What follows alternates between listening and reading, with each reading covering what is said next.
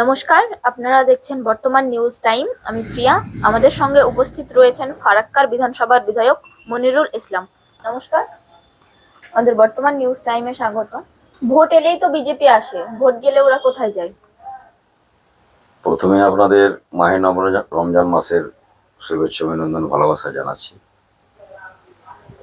BJP ধর্ম নিয়ে রাজনীতি করে। পশ্চিমবাংলাতে যখন ভোট আসে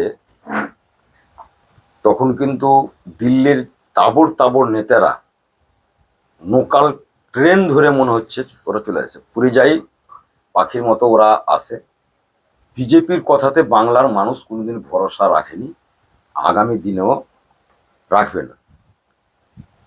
বিজেপি একটা যে সাম্প্রদায়িক দল, তারা ঐক্যের কথা বলে না, সম্প্রীতির কথা বলে না, ভালোবাসার কথা বলে না।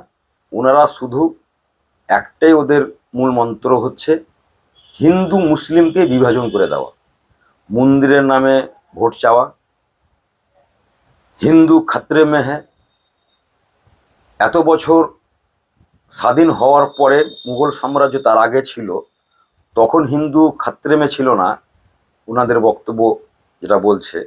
এখন ওরা ক্ষমতায় শাসন করছে দিয়ে বলছে হিন্দু খাতরে মে হ্যাঁ। তা আমাদের বাংলার বুদ্ধিজীবী মানুষ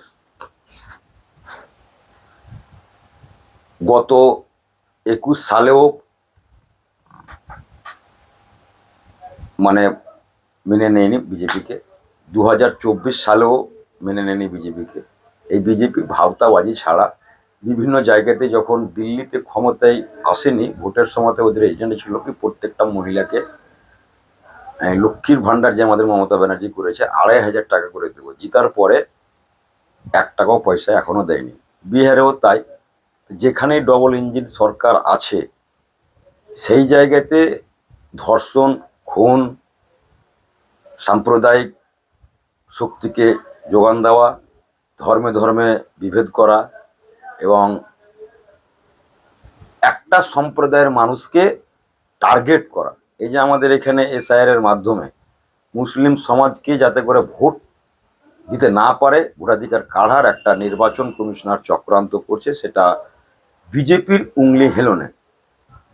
তাই আগামীতে আমরা জ্ঞানেশ কুমার, যেটা আমাদের জাতীয় নির্বাচন কমিশনারের আমরা পদত্যাগ চাই, উনি তার সাংবিধানিক পদকে মান্যতা দেননি, বিজেপির কথাই উঠবস করছে। এই ধরনের ভণ্ড নির্বাচন কমিশনার ভারতবর্ষের ইতিহাসে এই প্রথম কি ওর বিরুদ্ধে প্রত্যেকটা সংসদ বিরোধী দলের আর কি ইমপিচমেন্ট করে তাকে সরাবে আর কি। ওর যদি লজ্জা বা থাকতো তাহলে নিজেই ও পদ থেকে ইস্তফা দিত আর কি। তা আমরা পশ্চিমবাংলাতে বাঙালি, পশ্চিমবাংলার মানুষ শান্তিপ্রিয় মানুষ মন বানিয়ে নিয়েছে, চতুর্থবারের জন্য মুখ্যমন্ত্রী মমতা বন্দ্যোপাধ্যায় হচ্ছে। তার সাথে সাথে ফারাক্কাও তৃণমূল কংগ্রেসের প্রার্থী দ্বিতীয়বারের জন্য জয়ী হবে। কাজ না করেই সিবিআই ইডি চালানোই কি বিজেপির কাজ? দেখুন, ওরা ভারতবর্ষের যারা নিরপেক্ষ সংস্থা, সেই সংস্থাগুলোকে পার্টির কাজে ব্যবহার করছে।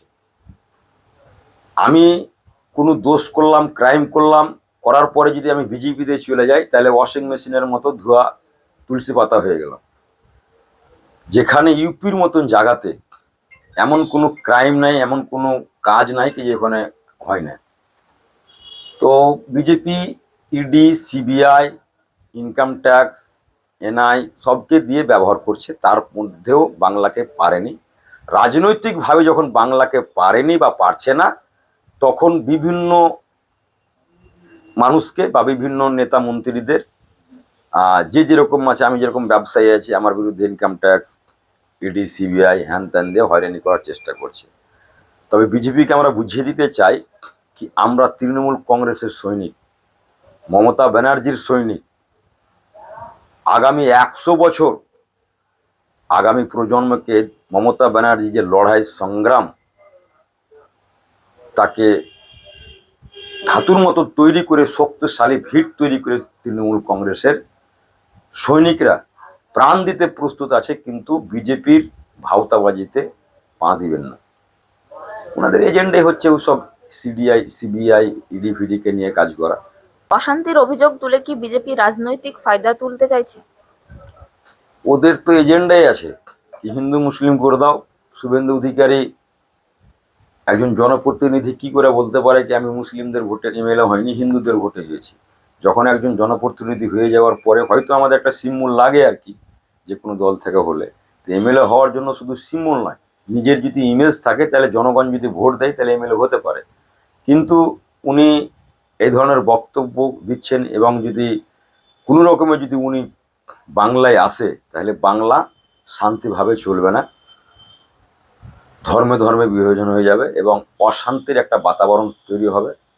এবং এবার আমার মনে হচ্ছে শুভেন্দু অধিকারী যেখানেই দাঁড়াক, জিতার মতন জায়গায় শুভেন্দু অধিকারী থাকবে না। আর যতই নরেন্দ্র মোদী, অমিত শাহ, যেই বিজেপির বড় বড় নেতার আসুক না কেন, ওদের কথা কর্ণপাত হবে না। বিভিন্ন জায়গাতে দেখতে পাচ্ছেন পুরো চেয়ার খালি থাকছে, শোনার মতন ধৈর্য ধরে কেউ নাই বিজেপির পাশে। এখন এবার বিরোধী দলের যে তকমা, বিরোধী দলের তকমাটাও বিজেপি ধরে রাখতে পারবে না বাংলার মাটিতে। চাকরি নেই, জিনিসের দাম বাড়ছে, এই কথায় বিজেপি চুপ কেন? দেখুন, এমন একজন প্রধানমন্ত্রী আমরা দেশে পেয়েছি, তার নিজস্বতা বলতে নিজের জ্ঞান গরিমা নাই। কোথায় কি বলতে হয়, ইসরায়েলে গিয়ে সেটাকে ফাদারল্যান্ড বলছে, এটাকে মাদার, ঠিক আছে আমাদের ভারতবর্ষ আমাদের মাদারল্যান্ড, মায়ের মতন আমরা শ্রদ্ধা করি, সম্মান করি, ভালো কথা। কিন্তু ইসরায়েলকে আমরা বাপ কেন বলতে যাব? আমাদের বাপ তো আমাদের ঘরে আছে, মা তো আমাদের ঘরে আছে। তো উনার শিক্ষাগত যোগ্যতা নিয়ে আমাদের একটা সন্দেহ আছে কতটা। একবার ইন্টারভিউ দিয়েছিল, আমি স্কুল গন্ডি পার হইনি, আবার অমিত শাহ বলছে কি এমএ পাস করা আছে। এরকম স্বাধীনতার পরে ধুরুন্ধর মিথ্যা কথা ঘুরি ঘুরি বলে, এই প্রথম আমরা দেখছি কি এই 2014 সাল থেকে মিথ্যার ফুলঝুরি দিয়ে ক্ষমতার মসনদে বসে আছেন। ওনার কথার কোনো ভিত্তি নাই আর কি।